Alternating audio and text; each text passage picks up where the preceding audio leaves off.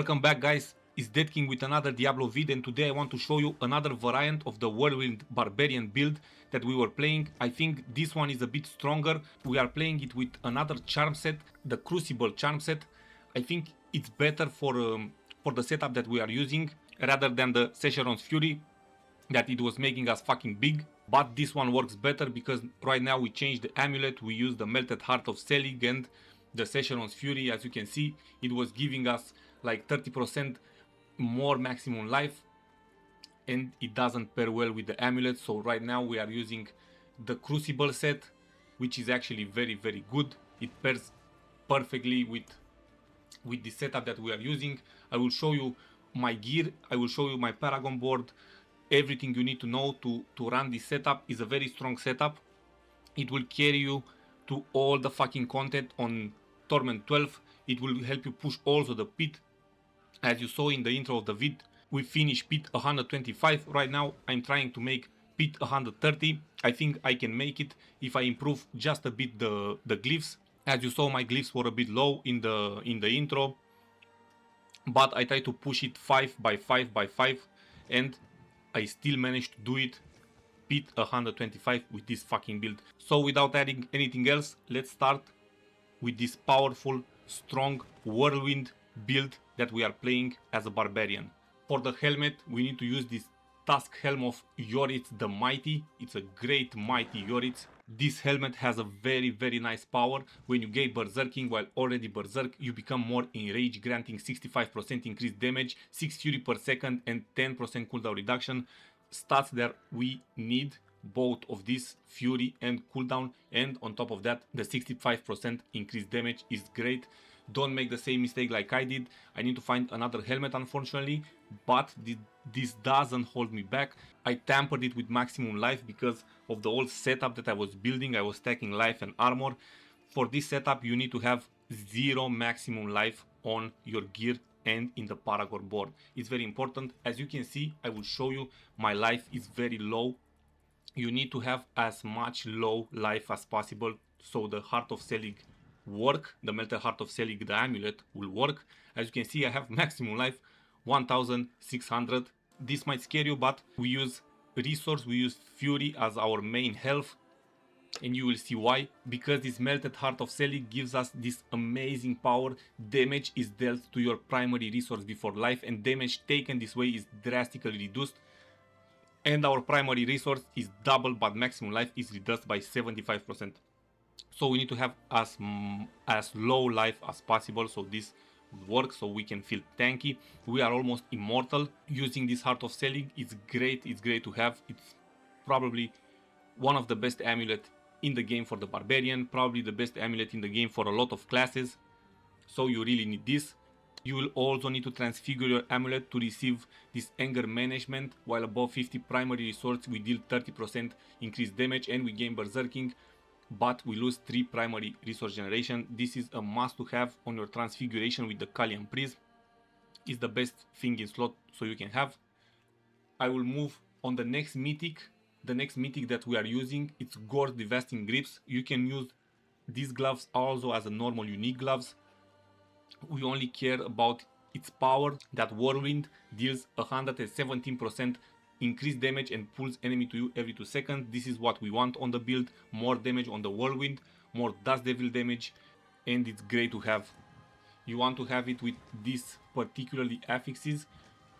Except the attack speed, you want to have critical strike chance on it, not attack speed like I have, but this is what I found, so I'm working with this.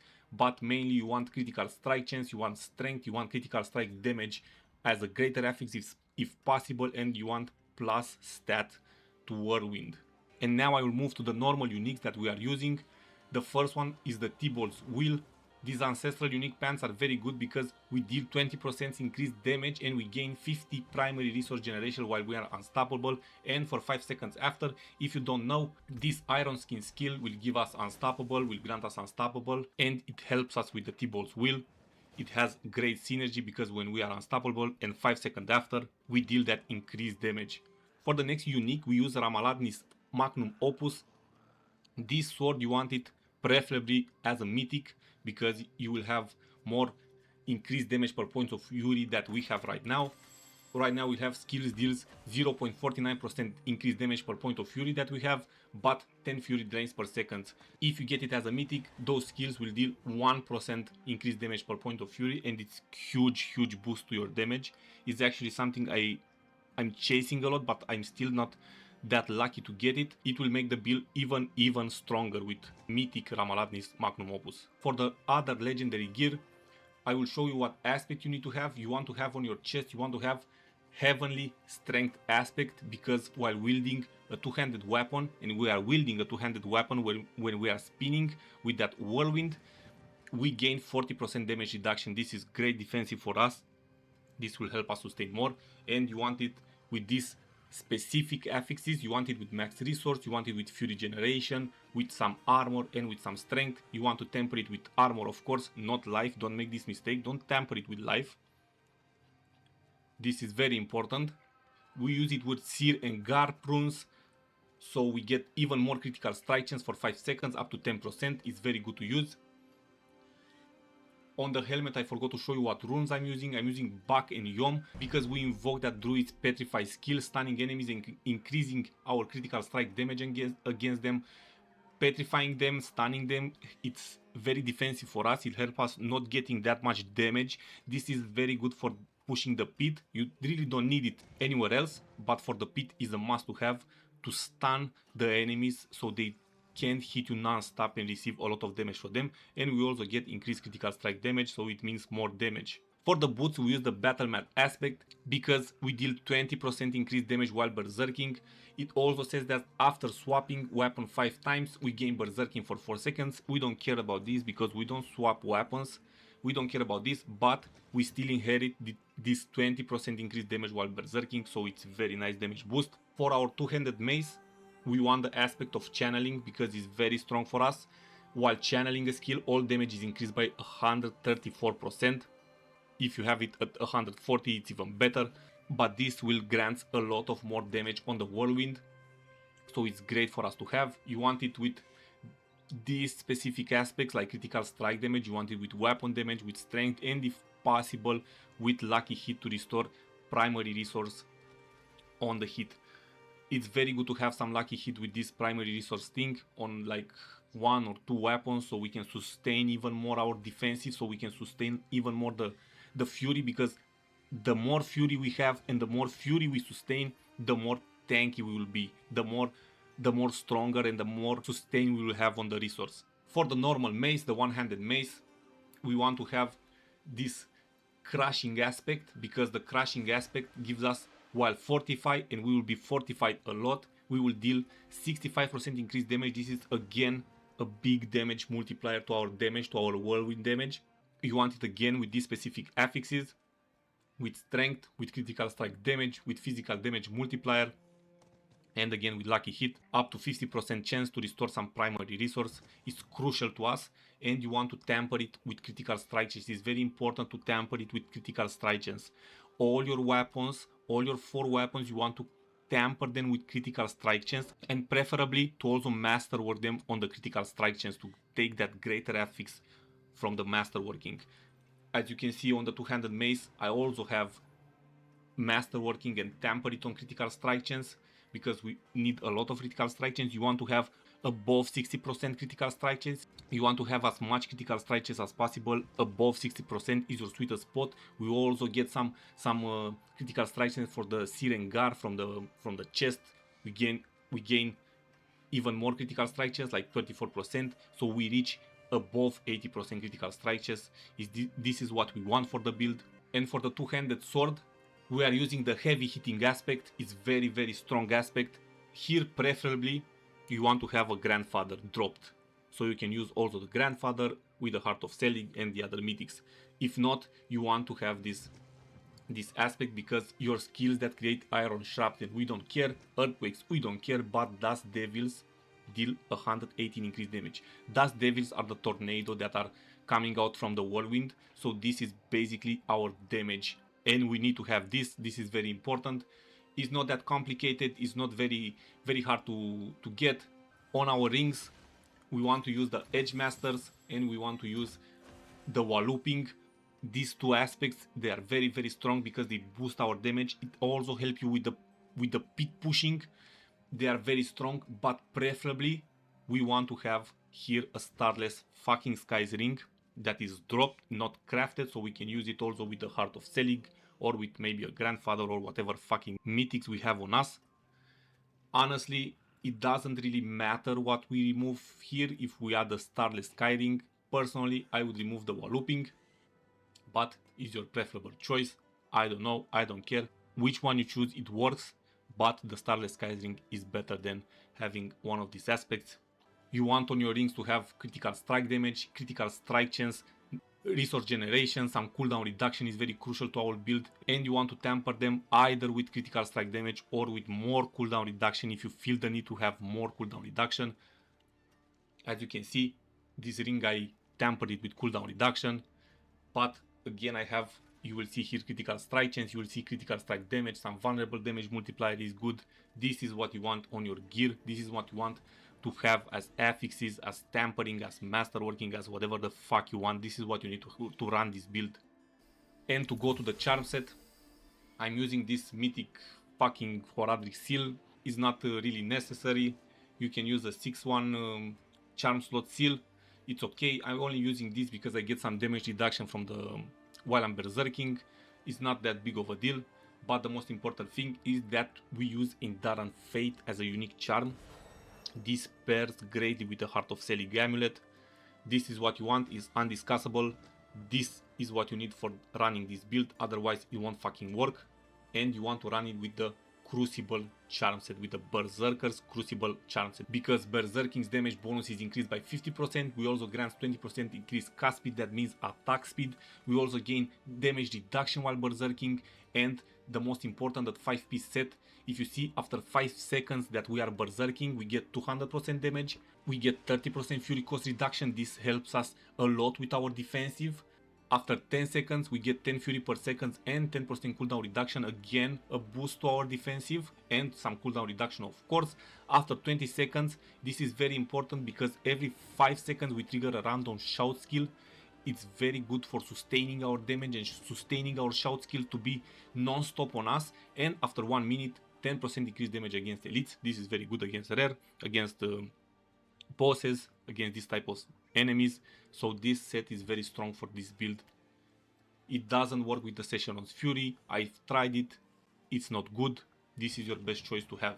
For the expertise, we use two-handed mace expertise. This is our best expertise because we deal increased critical strike damage while berserking.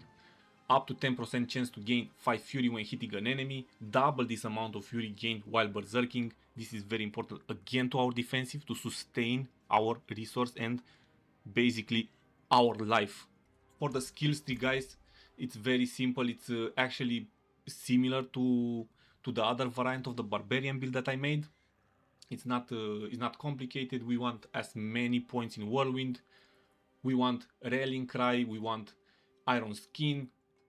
Here on the Iron Skin is very important. It's very important to use this Juggernaut variant to grant us Unstoppable, so we can benefit from that T-Bolt's Will pants. And for our ultimate, we want Wrath of Berserker with the full throttle variant. And for the Paragon board, I will show you what you should take first. You want to have on your first starter board, you want to have Exploit. You want to have on the next one, you want to have Wrath, and you want to be on the Warbringers board. This legendary node is great because for every 300 fury we spend, we gain 2% of maximum life, and with Fortify, we deal 45% increased damage while fortified. This is what we care actually from this legendary node, that we give damage while fortified. I told you that will be a lot of fortified. The next Paragon board you should take is the Blood Rage board. This legendary node is great. Our damage is increased by 60% while berserking. It's great to have, and we pair it with Twister, of course, so we get that Dust Devil damage, so we boost our tornadoes damage that are coming from the Whirlwind. As you can see, I have a whooping 840% Dust Devil damage. It's great to have. For the next board, you want to go up here and you want to take the Carnage legendary node. we deal 45% increased fire and physical attack damage, but it also grants us 50% attack speed, which is great. We will spin a lot faster, we will hit a lot faster, and you want to pair it with the Airy glyph because it gives us a lot of damage while berserking. I think this is the best choice. I don't know, I think you can choose something else if you don't like, but I think damage while berserking, 167% for me, for example, damage while berserking is a lot. We also take 10% reduced damage from elites. That means we are more tankier, and we also deal some increased damage to close enemies. It's great to have. And for the last board, guys, this is actually very endgame board because we need this for the pit. We will use the martial glyph because after casting a shout skill, the active cooldown of every other non-shout skill is reduced by 2 seconds. That means we reduce our cooldown on the ultimate on the Wrath of Berserker, so we can use it more and more often. This is very important, and we use it on the Force of Nature Paragon Board. This legendary node is very nice because skills that cast Earthquakes and Dust Devil deal 45% increased damage. That means more damage the Whirlwind. This was the Paragon Board, guys. Make sure to take the exactly nodes that I'm taking. Make sure to not take some life on the Paragon Board. Don't take life, except this first node. It's okay if you take this node, but don't take life. Don't take this one. Don't take any fucking life on the Paragon Board, otherwise you will die as hell using the Melted Heart of Selig. You need to understand this.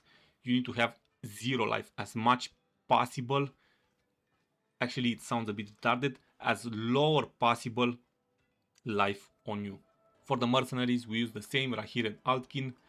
Rahir with Ground Slam, with Rahira Aegis, with Bastion, and the most important with Inspiration, and Little Atkin, we use it with Field of Languish on the Whirlwind. I will show you also my stats, guys, so you can know towards what to aim. As you can see, my strength is almost 4000, it's a very great spot to be. Armor is on 38,000. The resistances are pretty decent, they can go higher. What I want to show you more is the critical strike chance, and the critical strike damage bonus is at 5000. It's very, very high. Vulnerable damage you want also, all damage you want also, some damage with physical, it's very, very good. Damage while berserking, as you can see, it's almost 300%, it's very nice. The maximum life I showed you. Fury cost reduction is at almost 9%. This is decent. The maximum fury, it's over 400. You want it to be over 400 for this build to work. Fury regeneration is 17, it's very decent, you can go even higher. Fury generation is almost 50%, again over 40 is very, very good to have. Fury on kill, we don't need that much, but it's okay. Movement speed, you want to have as much movement speed possible so you can move faster. Cooldown reduction, the cooldown reduction is very important for the build. For example, I'm not satisfied with what I have right now. Normally I would aim for over 40% cooldown reduction for more reuse on our ultimate, but it is what it is. I can improve and I will improve. And I want to show you also the damage on the Whirlwind. When we get out of town, we have around 51 million, but after we activate all our shits, of course it goes higher. It goes to 80, maybe even more when we are fighting. Yeah, 91. It's very, very good. Normally you want to go over 100 million, but like this, it's more than enough, guys. And with this being said, guys, it was Dead King. I really hope you like this build. I hope you will give a like, a subscribe, or comment. I don't know, whatever you want. Thank you for watching. See you next time, and I love you.